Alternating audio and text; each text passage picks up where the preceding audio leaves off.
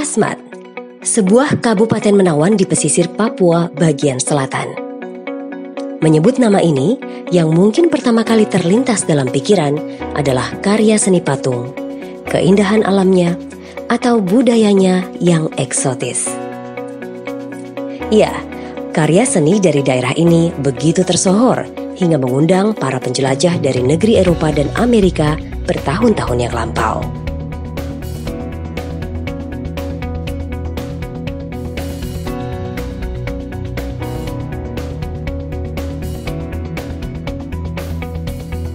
Budaya ukir kayu Asmat memiliki kekhasan, baik bentuknya, ceritanya, ataupun tema yang dituangkan.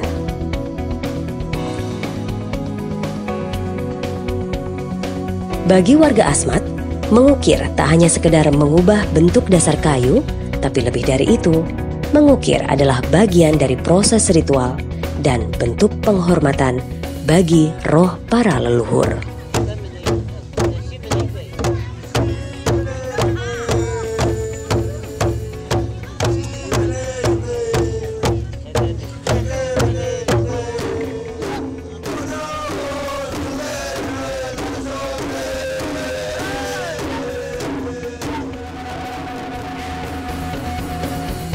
Asmat kini tengah membangun, berbenah diri untuk mewujudkan kehidupan warga yang lebih baik.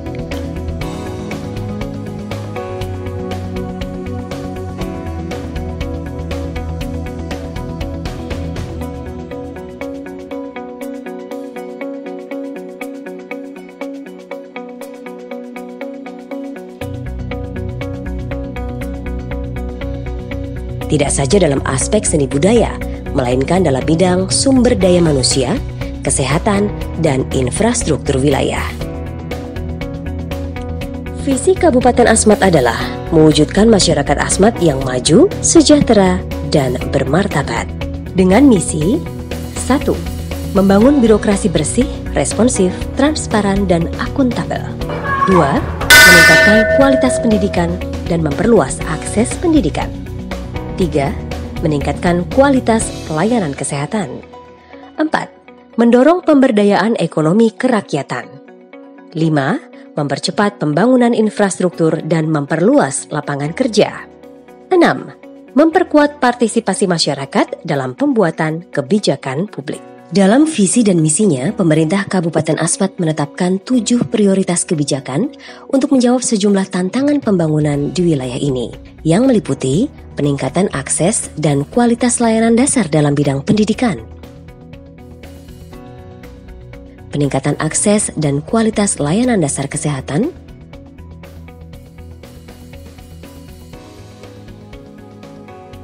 peningkatan implementasi tata kelola pemerintahan yang baik, pemberdayaan potensi dan daya saing ekonomi daerah berbasis komoditas lokal, konektivitas wilayah untuk keadilan pelayanan di seluruh wilayah, percepatan pembangunan infrastruktur dasar, dan integrasi sosio-kultural dalam sistem formal.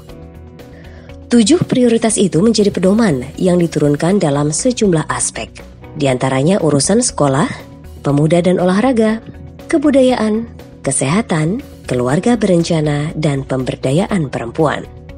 Dalam bidang ekonomi, pertanian, kelautan, dan perikanan juga menjadi sektor yang mendapat perhatian khusus demi terwujudnya keutuhan dan ketahanan pangan.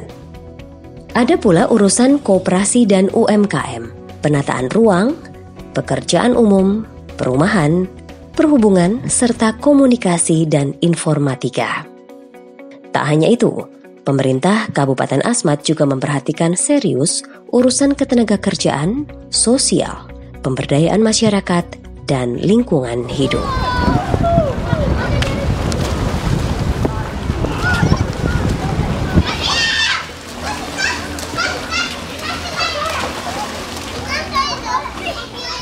Sejumlah proyek infrastruktur jalan dan bandara misalnya tengah digarap di Kabupaten Asmat, Papua. Tujuannya memudahkan akses masyarakat ke sejumlah fasilitas umum dan fasilitas sosial. Membangun infrastruktur di Asmat tak semudah membangun di tempat lain. Lokasi dan keadaan tanah membuat pembangunan di tempat ini memiliki tantangannya tersendiri.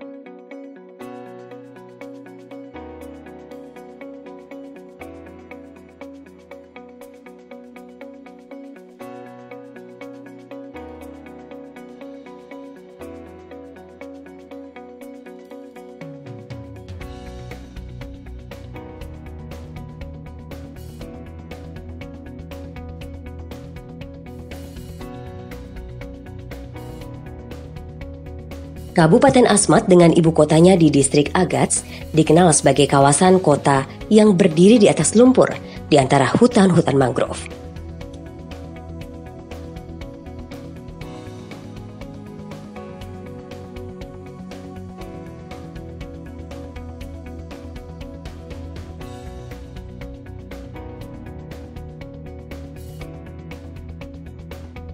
Pada awal kawasan ini menjadi pusat pemerintahan, hampir seluruh bangunan dan jalan-jalan berupa titi atau jembatan kayu yang menghubungkan antar rumah warga hingga perkantoran dan fasilitas umum. Seiring waktu, kebutuhan kayu sebagai penghubung mobilisasi massa terus bertambah untuk membangun jalan. Sementara pasokan kayu semakin menyusut akibat semakin sedikitnya hasil kayu dari hutan.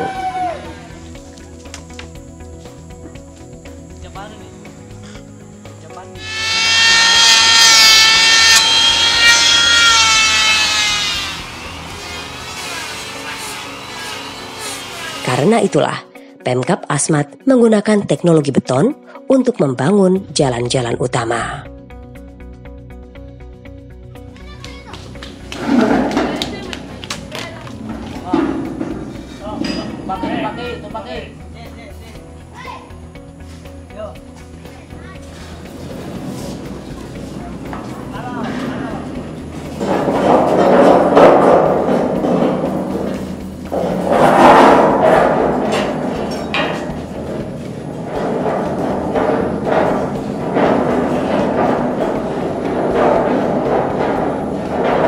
Yang pasti kita sudah sadar bahwa kayu ini semakin hari semakin habis.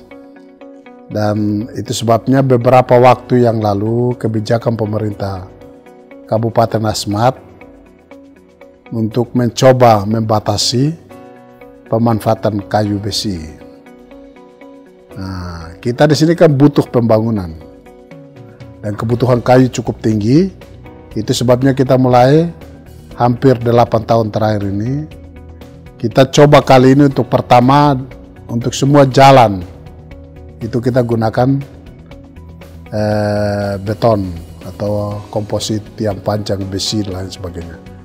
Itu salah satu langkah upaya kita untuk pertama melestarikan hutan. Yang kedua adalah untuk memastikan bahwa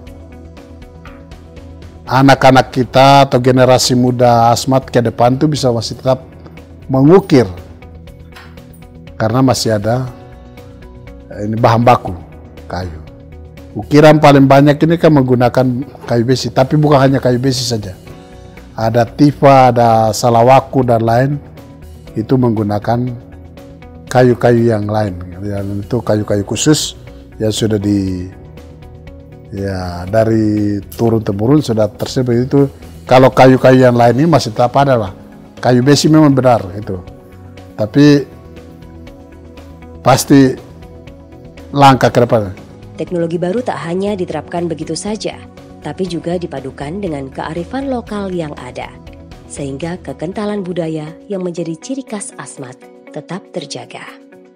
Kita ini rencana semua jalan kita akan gunakan untuk pakai beton dulu. Langkah kedua setelah jalan, yang kedua untuk konstruksi bangunan ini, kita akan mulai tiang pancangnya itu hanya dari beton. Kalau di atas tetap mempertahankan konstruksi kayu yang ada sebagai satu ciri khas di Asmat. Karena nanti macam gedung ini megah begini, tapi yang nanti kalah duluan ini pondasi, tiang pondasi. Jadi kita rencana ke depan pondasi ini ini yang kita sekarang coba dengan komposit museum yang baru ini. Coba nanti saudara-saudara bisa jalan lihat gedung itu. Kita bangun gedung-gedung yang megah, di atasnya bagus tapi pondasinya kalah karena tiang pancangnya dari kayu besi. Teknologi pondasi beton diterapkan pada sejumlah fasilitas umum dan fasilitas sosial di Kabupaten Asmat, seperti tempat fasilitas kesehatan dan sekolah. Tujuannya, selain beton bersifat lebih tahan lama, juga sebagai bentuk kepedulian pada kelestarian alam dan lingkungan hidup. Saat ini saya berdiri di lokasi pembangunan Puskesmas Sawerma. Ini semua infrastruktur, khususnya fasilitas pemerintah, kantor, bangunan sekolah, bangunan puskesmas, pemukiman penduduk, selama ini kita menggunakan kayu. Dan semakin lama kelihatan kayu di Asmat sudah berkurang. Adapun ada, tapi kualitasnya sudah tidak bisa kita jamin untuk bertahan lebih dari 10 tahun. Sehingga pemerintah daerah secara bertahap melalui kebijakan, kita sudah mulai menggabungkan konstruksi beton dengan kayu. Contoh seperti saat ini di pembangunan Puskesmas Sawerma ini, dari lantai, tiang, ini semua menggunakan besi, beton. Diharapkan nanti dari atapnya menggunakan kayu dan kosen-kosen menggunakan kayu. Ini sudah kita lakukan baru mulai untuk puskesmas ini 2 tahun terakhir ini. Kita harapkan di kabupaten juga rumah sakit sedang kita bangun, tapi rumah sakit seluruhnya menggunakan konstruksi beton, tapi posisinya cor panggung.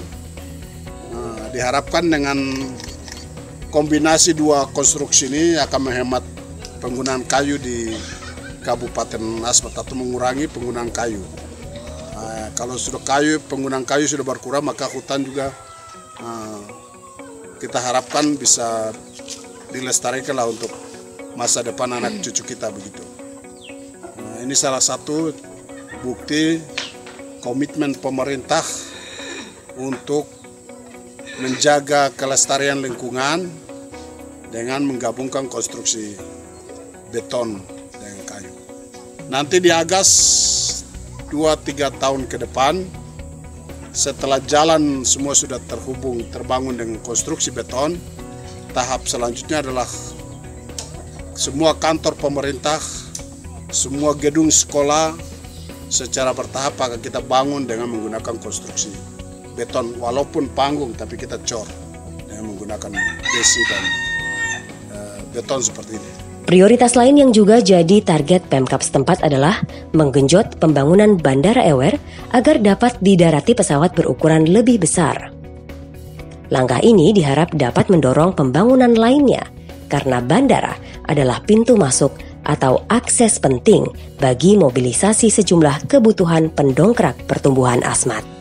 Kita ketahui bersama bahwa Asmat ini sudah terlanjur terkenal dengan keunikannya.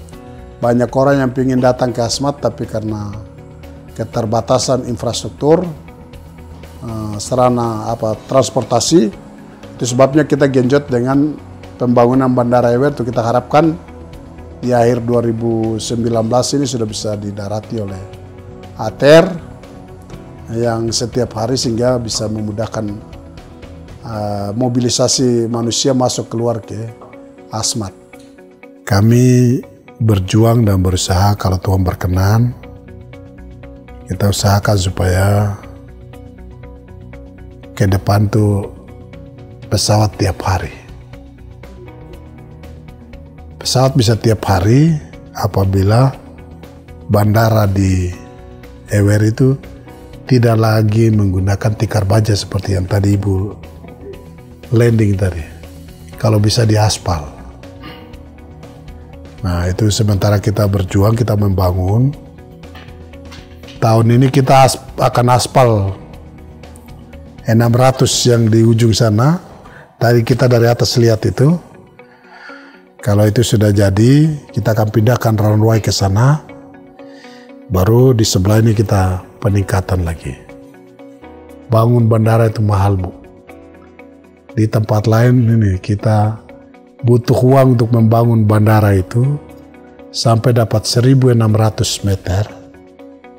Itu kurang lebih 470 miliar. Kabupaten Asmat memiliki luas 31.982 km persegi atau sekitar 7,44% dari total luas Provinsi Papua yang terbagi dalam 23 distrik 224 kampung. Kabupaten ini dipimpin oleh Bupati Elisa Kambu dan Wakil Bupati Thomas Savanko untuk periode tahun 2016 hingga 2021.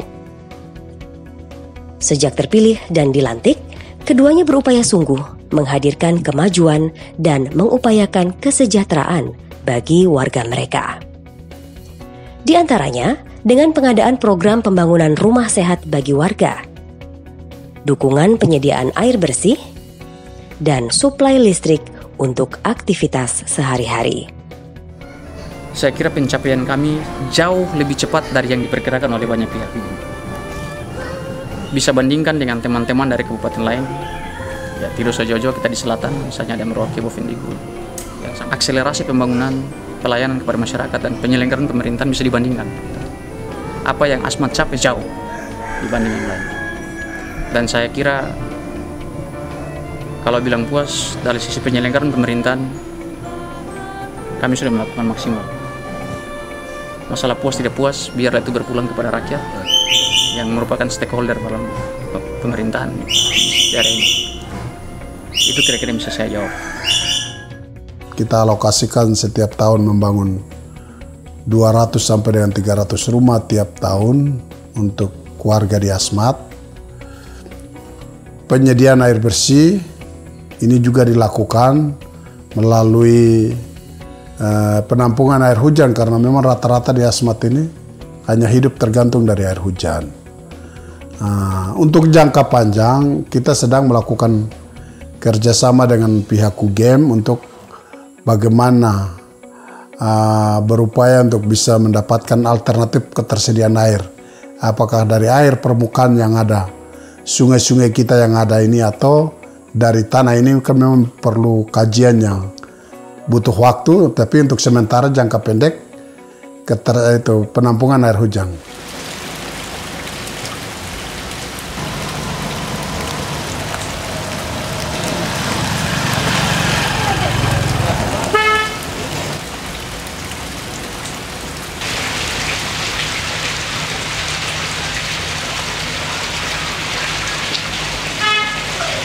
Itu juga telah didorong tahun ini melalui pemerintah pusat dengan menyiapkan beberapa reservoir besar di beberapa titik. Di Agas sendiri ada sekitar 4, di YPM 1, di Basim 1, di ATS diharapkan 1.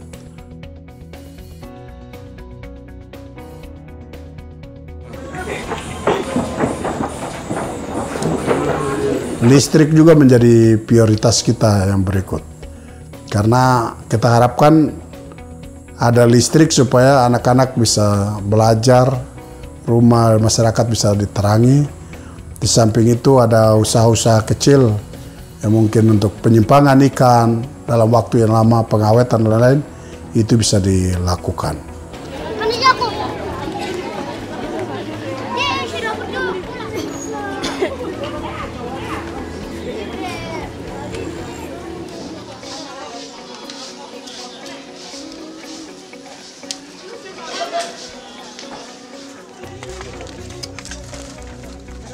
Listrik ini sejak kami dan Kabupaten Merauke, kita hanya ada 2 distrik yang ada aliran listriknya, yaitu Agas sendiri dengan ATS. Agas itu dari 6 jam jadi 12 jam, sejak saya dan Pak Tom menjadi Bupati kita tingkatkan menjadi 24 jam. Sedangkan ATS yang tadinya 6 jam saat ini sudah menjadi 12 jam.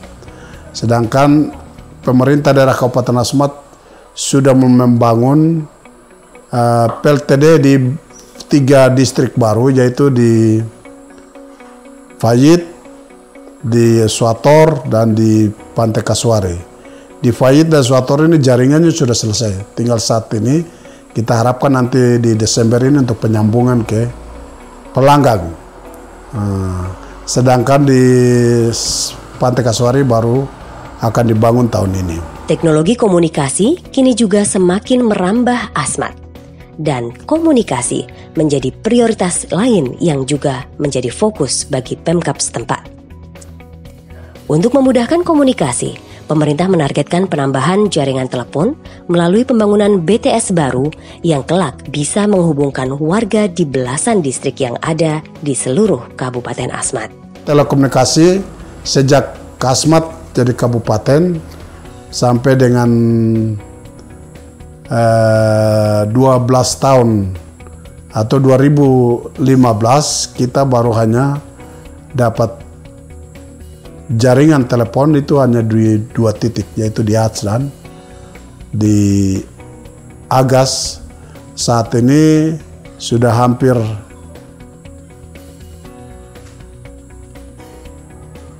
15 distrik sudah bisa terkoneksi dengan telepon, di mana di 13 distrik baru itu sudah ada BTS yang kita, termasuk di di Batas Batu yang saat ini kita ada, towernya ada. Mudah-mudahan September ini sudah bisa dapat, akhir September sudah bisa dapat berfungsi. Program andalan yang dilakukan Bupati Elisa dan Wakil Bupati Thomas tak hanya dalam program pembangunan fisik infrastruktur saja, tapi juga program yang terkait sumber daya manusia di Asmat. Pencanangan gerakan 1000 Hari Pertama Kehidupan atau HPK adalah salah satu bentuk kepedulian untuk menentukan masa depan Asmat 20 tahun mendatang. Dan diharapkan gerakan ini bisa menjadi komitmen bersama. Tujuan pemberian makan atau tujuan 1000 hari pertama adalah menyiapkan sumber daya manusia Asmat yang kita butuhkan ke depan, di mana saat dipastikan bahwa ada ibu hamil, saat itu kita memberi makan sampai dengan anak berusia 2 tahun. Pemberian makan ini dalam rangka pembentukan janin anak itu sendiri sampai dengan lahir dan sampai 2 tahun.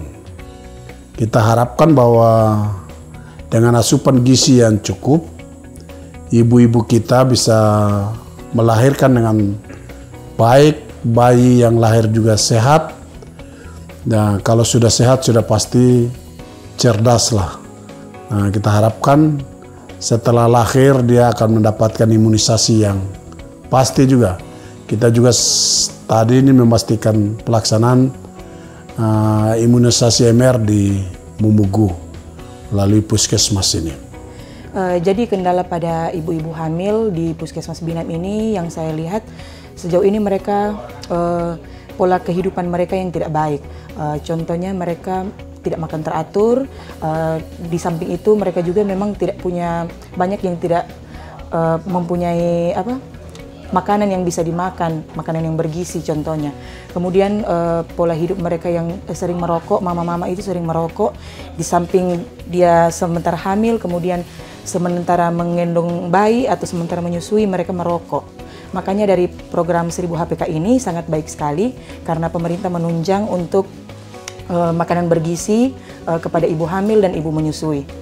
Gerakan 1000 Hari HPK ini dalam pelaksanaannya kadangkala menghadapi kendala akibat kurangnya pemahaman masyarakat akan pentingnya memenuhi angka kecukupan gizi dan menjaga kesehatan serta gaya hidup.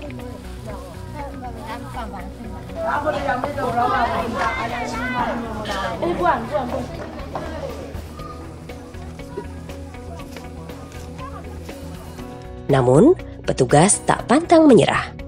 Mereka terus mengedukasi warga untuk bisa hidup lebih sehat. Mosya, cepat tapi bersih. Jangan kasih lama rendam di air. Ini air baskom disediakan begini bukan berarti anak kecil mau dicelup masuk ke dalam, itu tidak ya. Cuman timba saja airnya. Kami sudah menyediakan posko untuk ibu-ibu hamil dan ibu menyusui untuk datang makan bersama-sama di puskesmas di posko. Namun banyak mereka yang tidak datang. Jadi kita mengambil cara lain, yaitu kita mengantar di rumah mereka masing-masing. Namun juga kendala lain ketika kita mengantar di rumah mereka, makanan itu tidak dimakan oleh ibu menyusui atau ibu hamil tersebut. Tetapi mereka makanan itu dimakan oleh bapak-bapak, suaminya atau anak-anaknya. Makanya kalau posko mereka tidak datang ke posko, kita tidak dapat mengontrol mereka makan di tempat atau bagaimana begitu.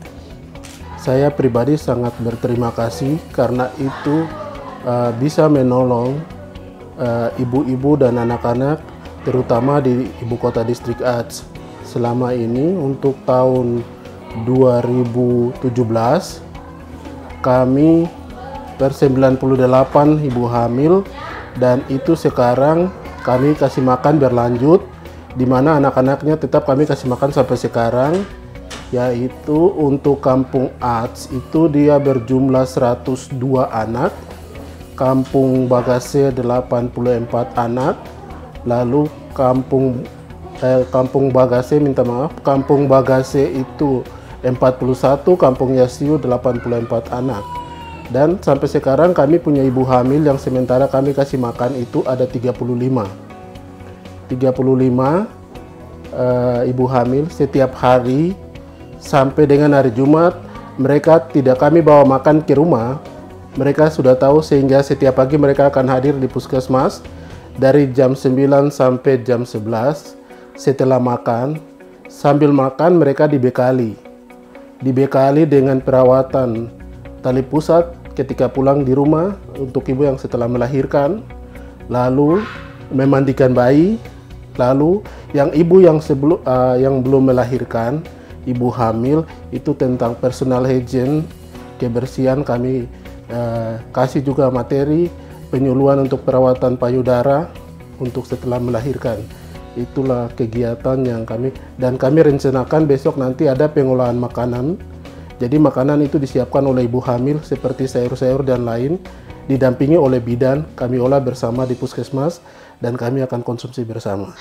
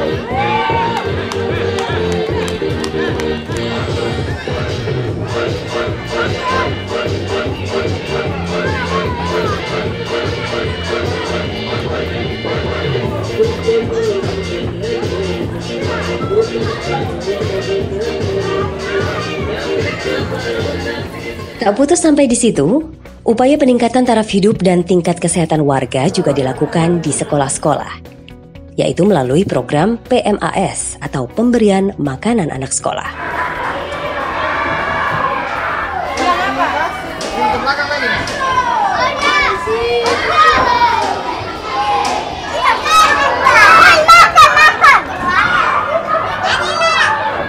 PMAS adalah program pemberian makanan 4 sehat 5 sempurna, dilengkapi juga dengan pemberian vitamin bagi anak.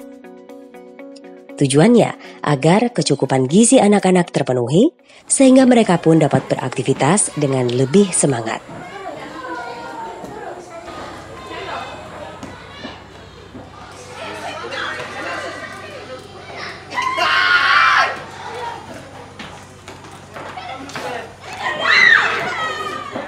Ini merupakan kebijakan Bupati dan Wakil Bupati dalam salah satu visi, pada visi yang kedua itu meningkatkan kualitas dan layanan pendidikan. Program prioritasnya itu pemberian makan bagi anak sekolah. Dengan alokasi dana tahun pertama yaitu 23 miliar lebih. Dengan distrik yang tersebar 15 distrik. Distrik yang tersebar 15 distrik dan jumlah SD dan TK PAUD itu terdiri atas tahun pertama 2017 adalah TK sebanyak 17 TK, KB sebanyak 24 KB, SD sebanyak 35 SD. Pada tahun kedua TK sebanyak 17 TK, KB 24 KB, 1 SP. SP adalah satuan pendidikan sejenis PAUD. Dengan adanya pemberian makanan PMAS ini, kami mau menyampaikan bahwa sudah berlangsung sebanyak dua tahun berjalan dari tahun 2017 itu tahun pertama untuk SD Impres ATSI. Dengan tahun pertama tahun 2017 dengan jumlah siswa 315 siswa, semua itu berjalan dengan baik dengan pemberian PMAS ini, dengan jumlah hari pemberian PMAS sebanyak 5 kali dalam seminggu. Semuanya itu berjalan dengan baik, itu semua partisipasi daripada orang tua murid dan juga Dewan Guru di SD Impres ATSI. Dan pada tahun 2018 ini pemberian PMAS berlangsung lagi diberikan oleh pemerintah Kabupaten Asmat untuk dilaksanakan di beberapa sekolah juga termasuk di SD Impres ATSI. Di tahun 2018 ini dengan jumlah siswa SD Impres ATSI sebanyak 386 siswa. Dan pemberian makanan di tahun yang kedua 2018 ini, pemberian makanan itu sebanyak 3 kali dalam seminggu. Ternyata program PMAS tak hanya berpengaruh baik pada gizi anak-anak sekolah, namun juga menunjukkan dampak positif pada hasil belajar para siswa. Kami sangat berterima kasih kepada pemerintah Kabupaten Asmat dengan adanya program PMAS ini, maka kemauan anak untuk masuk ke sekolah sangat meningkat. Dan juga banyak hal yang terjadi dalam pemberian makanan di tahun pertama dan tahun kedua. Yang pertama, tingkat kehadiran siswa sangat meningkat untuk dalam proses belajar mengajar. Dan juga tingkat daripada anak menderita sakit itu berkurang. Dan juga semangat anak untuk bagaimana belajar di dalam kelas. Dan juga dengan adanya pemberian makanan ini, maka anak-anak mempunyai penambahan gizi yang baik untuk anak-anak. Membangun Kabupaten Asmat tak bisa dilakukan secara parsial atau sendiri-sendiri. Semua pencapaian ini tentu akan lebih baik lagi hasilnya jika ditunjang oleh komitmen dan kerja bersama tak hanya dari pemerintah, tapi juga semua pihak. Tujuannya agar Kabupaten Asmat Nan Menawan ini bisa semakin maju dalam segala aspek dan kesejahteraan merata dapat dirasakan oleh seluruh warganya. Memang untuk membangun Asmat ini dengan tingkat kesulitan yang tinggi, ya kita harap semua kita bisa merapatkan barisan, semua pemangku kepentingan di Kabupaten Asmat. Kita bersama-sama, kalau kita bersatu, saya rasa secara bertahap kita bisa dapat menyelesaikan berbagai persoalan kita, terutama infrastruktur, dan yang berikut adalah penyiapan sumber daya manusia Asmat yang unggul untuk beberapa waktu yang akan datang.